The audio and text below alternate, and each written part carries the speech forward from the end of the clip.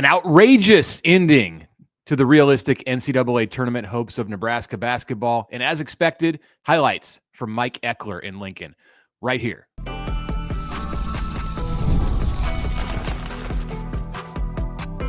You are Locked On Nebraska, your daily Nebraska Cornhuskers podcast. Part of the Locked On Podcast Network, your team every day.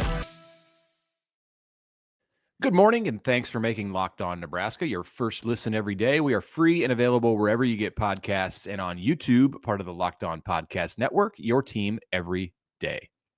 All right, welcome in. Happy Wednesday. We hope you're not traveling today, not attempting to travel today. If you're not in Nebraska. Yeah, if you're living with us here in Nebraska, we hope that. If you are like in Arizona or something like that, just disregard this message, and I'm very jealous of you.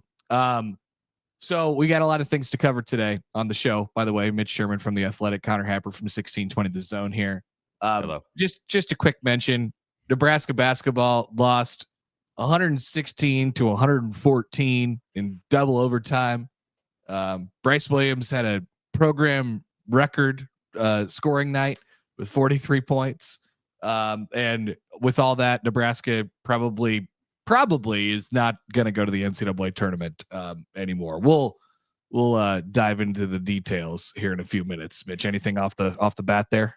Yeah, it was wild. I just didn't even want to go down the road of basketball anymore, but they have sucked us back in by the outrageous nature of that game. Just lots of craziness. Some of it involving the refs, some of it involving Nebraska. We'll put that on the shelf for a few minutes, get to football, and then we'll come back to hoops at the end. Sounds like a plan. All right. Mike Ekeler, as predicted, he was the star of the show yesterday. His press session was about double the size of the other press sessions yesterday. Mm-hmm. Just going off of the old run time. We got a chance to meet Terry Braden, who we'll hear from in the show, and Addison Williams, but Mike Ekeler was the star of the show. So, I mean, a lot of it was about his path back to Nebraska, and obviously special teams as well. So we'll throw a couple clips at you guys here. Mike Ekeler on traveling around the country and being in 100 different jobs. He's been everywhere, man. And why he led all the roads led him back to Nebraska. My wife and I, we laugh about it. Our kids would say, like, one summer we were on vacation and Abby said, "Hey Dad, when people ask me where we from, what should I tell them?" And I put on that country song, "I've been everywhere, man." And she's like, played it. And she's like, "Yeah, we've been there. Like, no, that's all you need to say. But anyhow, going these different places and being around some incredible coaches. I mean, from Ed Orgeron, Lane Kiffin, Mark Richt, played for Bob Stoops, Bill Snyder, all these guys that, and Bo, I mean, all these guys shaped me. And all we are as coaches, we're teachers. And you can go to East Peabody U or you can go to Harvard. And I'm, by the grace of God, I got an opportunity to go to Harvard in coaching and with some unbelievable people that I've taken so much from. So I wouldn't change my path for anything. And it all kind of led me back here and to work with Coach Rule. He's pretty excited to be back. I think that was the first thing that jumped out to me, but obviously I was excited to get the rundown of all the places that he went. And there's way more stories to tell than just what was told yesterday, but he's a fascinating guy, that's for sure. He could definitely do that.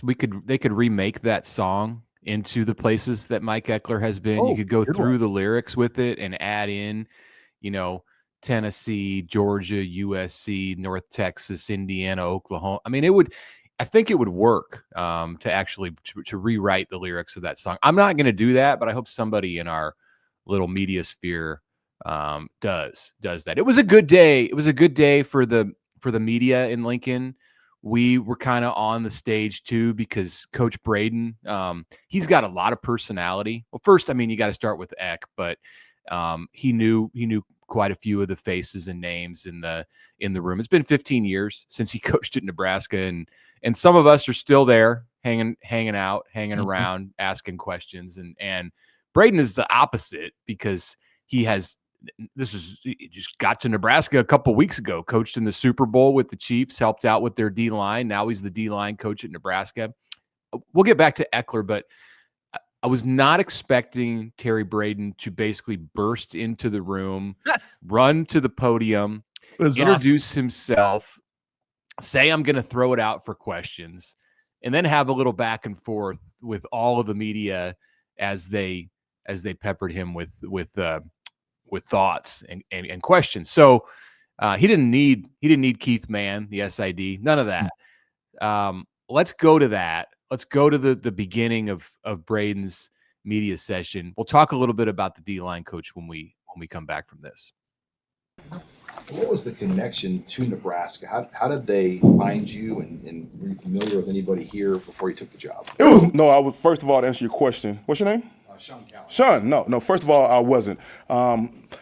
They had a guy on our staff named Dave Merritt, and we have some other component parts that knew Coach Rule.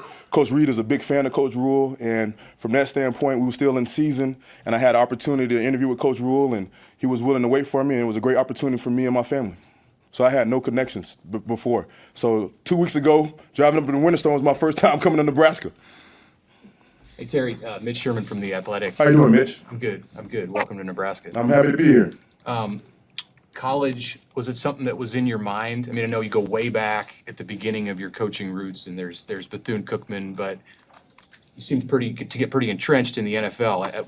Where was this potential move in what your goals were as you progressed with the Chiefs? Oh, that's a great question. Well, I was a high school head coach at the age of 24, and coaching is my ministry. So I had a desire to come back to college.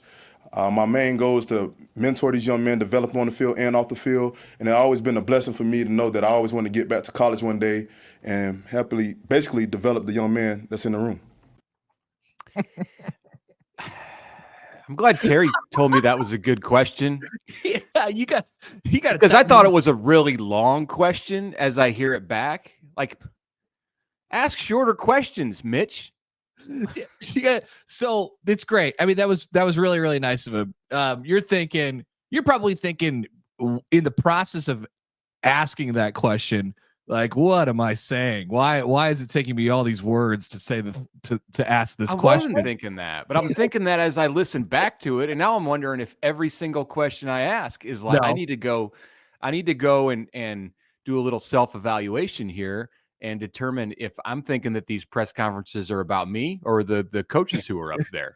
No, it definitely doesn't come off that way. But that one drug out a little bit, and that happens. Like, sometimes you gotta really get yourself, in the you're trying to transport the person that you're talking to into your mindset a little bit. Wanted to butter him up. Yeah, exactly. And shout out to Terry Braden, who not only burst into the room, like you said, like the video that Nebraska sent out, because I wasn't there yesterday. The video that Nebraska sent out, it was like it goes from an empty podium to him like almost running in, at least power walking in, showing up to the podium. Hey guys, hi everybody. He's very, he's loud. He's sort of like abrasive in a way. Introduces but nice and cool. Like, nice, right? And then he says, "I'll take any questions." And now we have the drop of what is it? Hey Mitch, how's it going, Mitch? Forever. So that's good for sure. We can play that in at some point later on. I liked him. I think he's going to be fun. We're not going to get to hear from him a ton because he's the defensive line coach, and Matt Rule doesn't generally make available his position coaches to talk to the public during the football season. I wish he would with some of these characters that we have now. I wish that we could get Phil Snow, and I wish we could get Terry Braden, and I certainly hope we can get Mike Ekeler as a coordinator. That's a little bit different. Like, you generally will get the offensive and defensive coordinators, and hopefully the special teams coordinator can be mixed in there too, especially if the special teams are playing well. But we'll have to make the most of the sessions with guys like Terry Braden. And, there's others on this staff. I mean, Rob Dvorak is a fun interview. I thought Da'Keil Shorts was fantastic when we talked to him last week. So he has put together a staff, and Eckler said he's put together a staff of teachers. I think he's put together a staff of likable personalities. They're going to be good recruiters. I think they're going to really appeal to the players now. Not to say that the staff didn't last year, but it's undeniably an upgrade what Matt Rule has done in this football program. And I think that the staff, the original staff that Rule brought here to Nebraska was, it was young and relatively inexperienced. But the thing, I think the through line through the people that he's hired, whether it be his initial staff or now this one, is energy. Like, I just think you need a lot of energy to work for Matt Rule. I think he's demanding of his coaches. And so it's not surprising to see him have young, high achievers on his staff who bring a lot of energy to the table. And the three guys that we talked to yesterday absolutely fit that bill for sure. Yeah. High achievers don't like low achievers, and low achievers don't like high achievers. That was a Mike Ekeler channeling Nick Saban quote from the Tuesday press conference. I think there may have been another reference to Saban in the Eckler audio. Tell me what you thought when he mentioned the fact that basically that you have to continue to improve or you're going to find yourself looking for a job. And he said, I had a certain very high level coach come after me to be their special teams coordinator. I won't mention that guy. The first name that came into my mind was a few years ago. He said was Saban. So perhaps Eckler was courted by Alabama at some point when he was early in his time at Tennessee. We don't know, but like, does anybody else even you consider anyone else in that spot? I mean, Lincoln Riley, yeah. Urban Meyer. I mean, if this was before he retired, it depends on what a couple years ago is, I suppose. But sure. I think at that point you just he's retired. You just say it. Just like, yeah, Nick Saban called me one day. Want to be a special teams coordinator? Obviously, that puts some other people in a bad position. But yeah, we should take a break here and then get more Mike Ekeler on the other side. Sure. People are demanding more Mike Ekeler, and then yes, we will indeed talk about that Nebraska basketball game as well, coming up on the Locked On Nebraska podcast. A message right now from Supply House. Get the supplies you need from the site made for skilled trades. Supply House, whether you're in plumbing, HVAC, or electrical work, Supply House is the reliable way to order products online. Their easy-to-use website is packed with helpful resources and the latest product info to help you get the job done right. Plus, with a complete inventory of over 200,000 parts from 400 plus top brands, you'll find exactly what you need, delivered fast and from coast to coast. Need help with an order? Supply House offers expert support and industry-leading service, so you'll always talk to a real person. And for trade pros who need an extra edge, their free Trade Master program offers exclusive perks like a dedicated phone line. Want that dedicated phone line? Free shipping and discounts on every order. Thousands of skilled professionals are already taking advantage. Now it is your turn. Join the Trade Master program today at supplyhouse.com/TM and start ordering plumbing, HVAC, and electrical supplies with just a few clicks. Plus, use promo code SH5 for 5% off your first order. That is supplyhouse.com.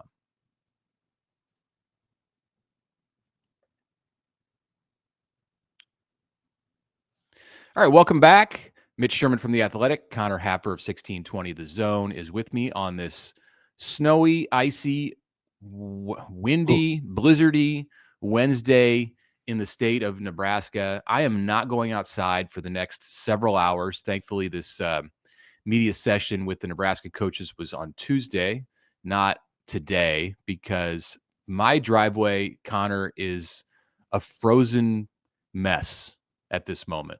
Yeah, I think I'm going. I think I'm going to go into the office. At least that's the plan as of right now. The other thing is, Mitch, number one, I mean, we were supposed to be playing college baseball today in the state. Obviously not going to happen. Doesn't look like it's going to happen in the next few days. either. We'll see what happens with our local teams this weekend. Today is also the beginning of the state basketball tournament on the girls' side. Girls. And much of the interstate as of this moment at about 8:30 in the morning is closed. Like Interstate 80, the main artery to get to Lincoln, much of it is closed. So there will be some challenges today, I think. Yeah, when I think state basketball, I think Thursday, but you're right. It does start early, right? Yeah. It starts today. I don't know what it's gonna look like. It is going to be 60 on Sunday, according to the forecasters, and 75 next Tuesday. So this blizzard that we mostly endured last night, and now it's just the wind that's sticking around, is going to be short-lived. That's the beautiful thing about the month of March. Mm-hmm. So, all right, back to football. We want to talk a little bit more about Mike Ekeler before we move on and finish this podcast with the sad state of Nebraska basketball's season.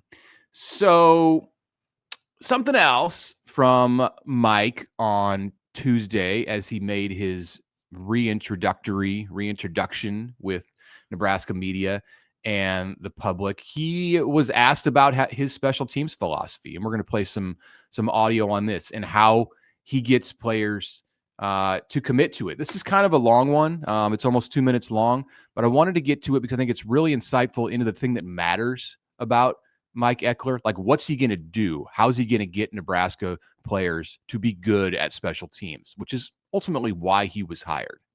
Here it is. We had a 3-year run at Southern Cal and Georgia. It went 10-3, 10-3. 2 out of those 3 years, we were number 7 defense in the country. And both those years, I put a for sale sign in my front yard. You know, we got let go as a staff at Southern Cal with Lane and then with Coach Richt. And so really, truly, that kind of sparked me into, I like to be on an island. And there's an old saying, my ass, my hands. And so that's where I like to go. And you know what? We play great on special teams. It's on these kids. We don't, it's on me. Yeah, so this is far from the first time that new coaches come in and said all the right things, but you know, you're looking for the approach. And I think it seems to me that Mike Ekeler has the right approach for this. And then obviously he has the track record of success, which is obviously the biggest thing. You know, the reason that should inspire the most confidence behind him actually fixing the special teams at Nebraska. But the whole, I love that. Like, hey, I want it to be my responsibility. That's why I gravitated towards special teams. There's so many other things at work when you're the coordinator of an offense or the coordinator on the defense and you're at the mercy of other things. When you're the special teams coordinator, like that, I mean, hell, Nebraska fans could speak to this for years now. Like, what happens when one of the units of the special teams is bad? We look directly at the special teams coordinator and then we say, the entire special teams are bad. Get them out of here, right? So I think Eckler loves that pressure, obviously, from what he said. Interesting, too, to hear him talk about how he's going to take a hands-on approach, or it certainly sounds like he's going to take a hands-on approach with the specialists.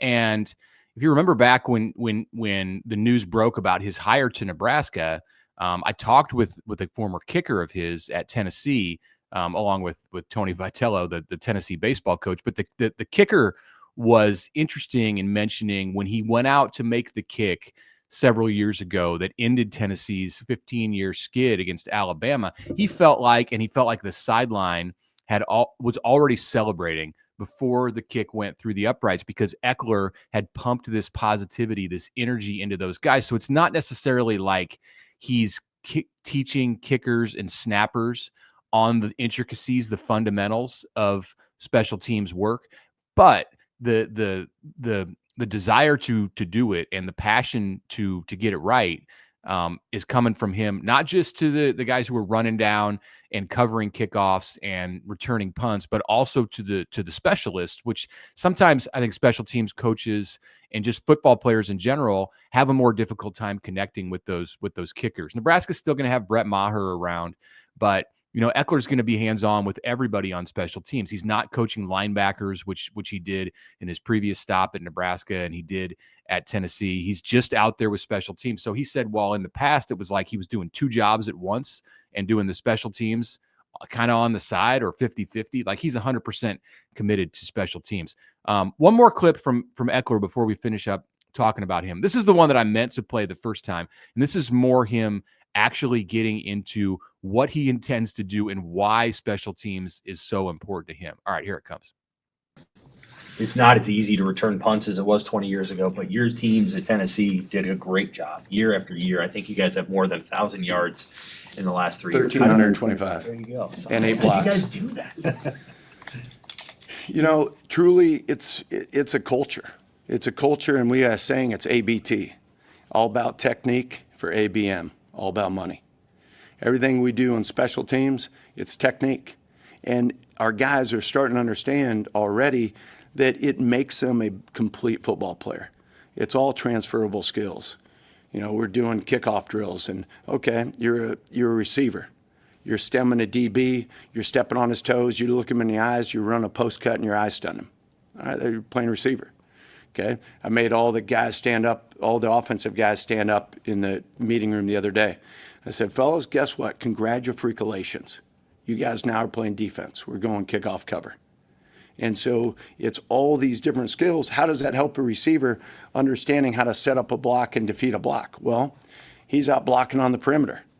And he might like to understand leverage. He might like to understand eye control. He might like to understand all the techniques that he's got to combat to go against that. Well, does he want to play on Sunday? Showed a clip yesterday. Kickoff cover with the Cleveland Browns.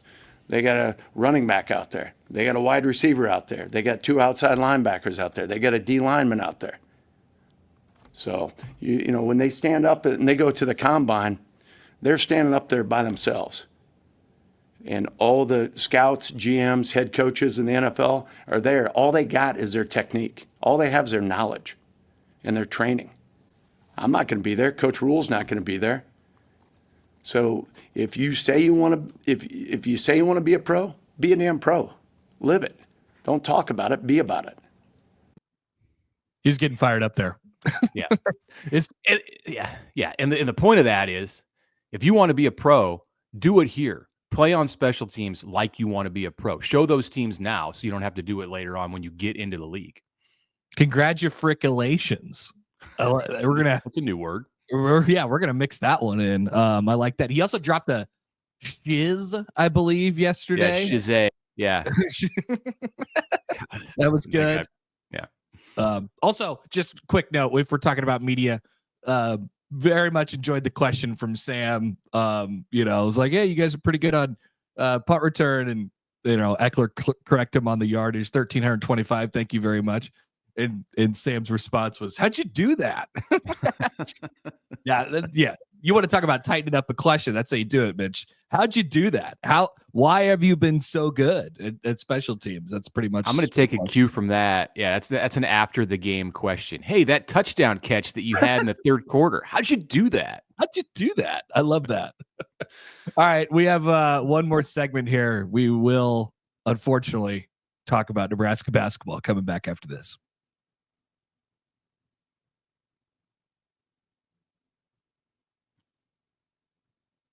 116 to 114 in double overtime.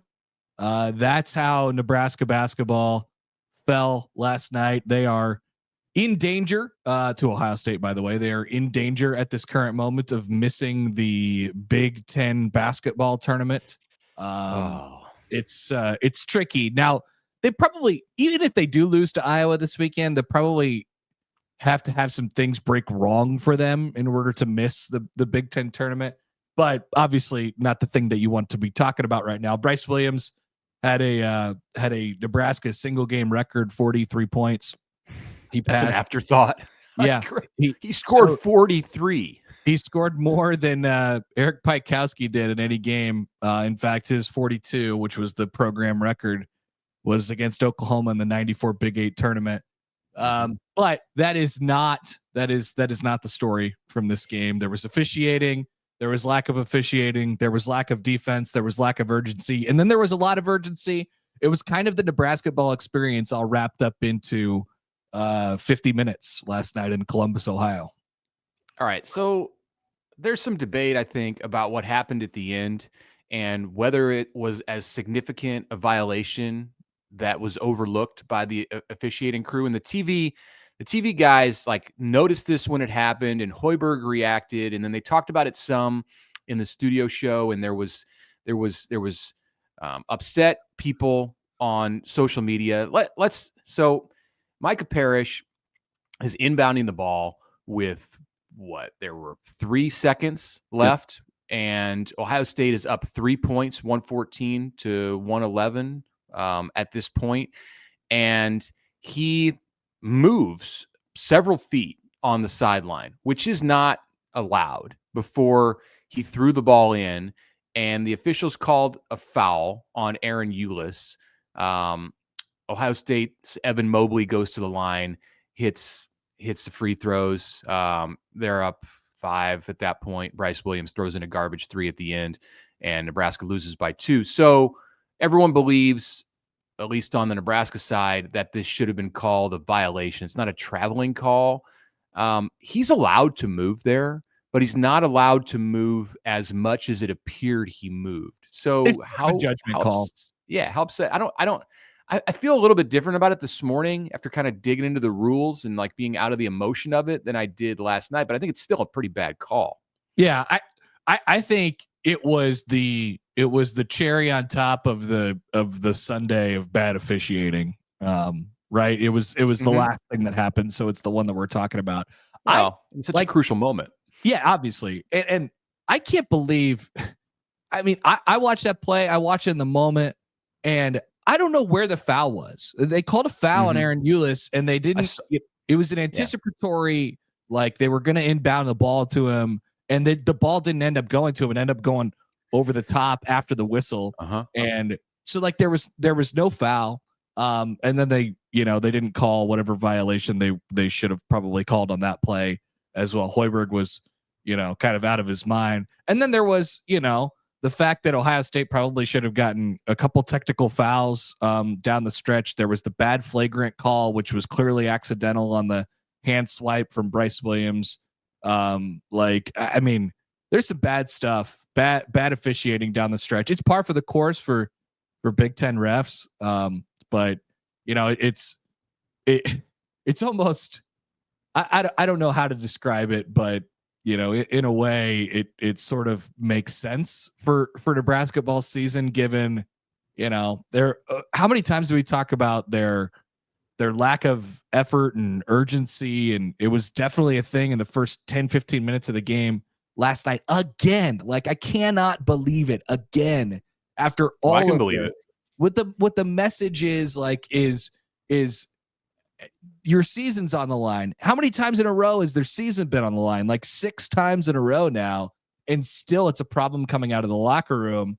And then they kind of correct it, and they start making shots, and they're going blow for blow for a little while, and you find yourself in double overtime, and you get a couple calls that go the other way. I don't know, like those things. The basketball gods tend to reward, or they don't reward the teams who don't do the right things. And Nebraska was a team who didn't do the right things a lot over the last several games.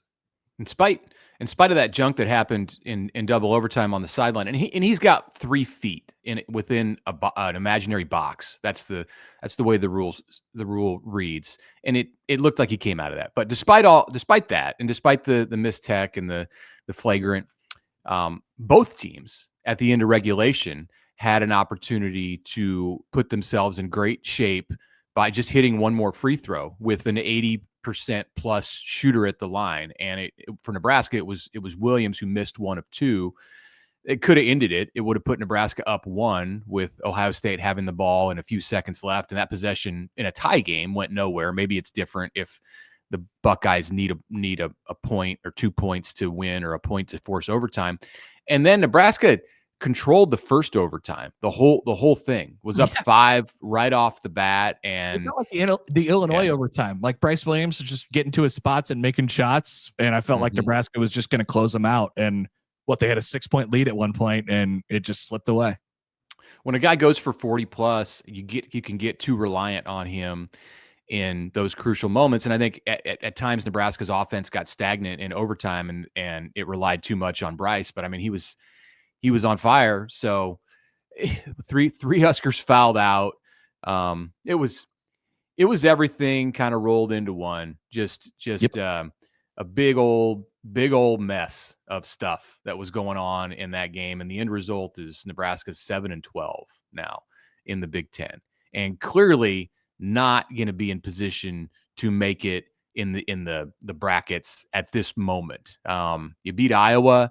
You do make some noise in the Big Ten tournament. I don't know, maybe, but I just think they've lost one too many of these games where it seemed like it was do or die. Well, I think the disheartening thing about they have 12 losses in the Big Ten. They have 13 losses on the entire year. And how many of them have we come on the show afterwards and talked about how they just didn't show up, or they just didn't have, X amount of, effort, and it was their own doing. Like for the majority of this game, outside of the first, 10-ish minutes, like I just explained there, not coming out of the gate well. For the majority of this game, like Nebraska actually did play well, and they did kind of earn it for a little while. Yep. And I just think the other team, you lacked a little bit of defense, you lacked a little bit of teeth, but the other team had some pretty good shot making down the stretch. And, I think it was the same in that Rutgers game way back in January during that 6-game losing streak. And there's been a couple that have sort of looked like this.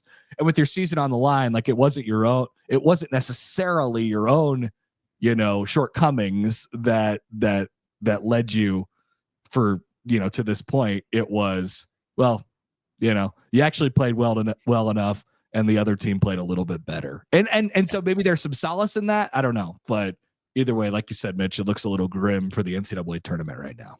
Yeah. All right, let's get out of here on this snowy and icy Wednesday. Stay warm, stay inside, stay safe. Everybody, thanks for making Locked On Nebraska. That was unintentional. Your first listen today. For your second listen, check out the Locked On College Basketball podcast with Isaac and Andy. Don't wait for March Madness. Be the most informed college basketball fan right now. Find Locked On College Basketball on YouTube or wherever you listen to podcasts.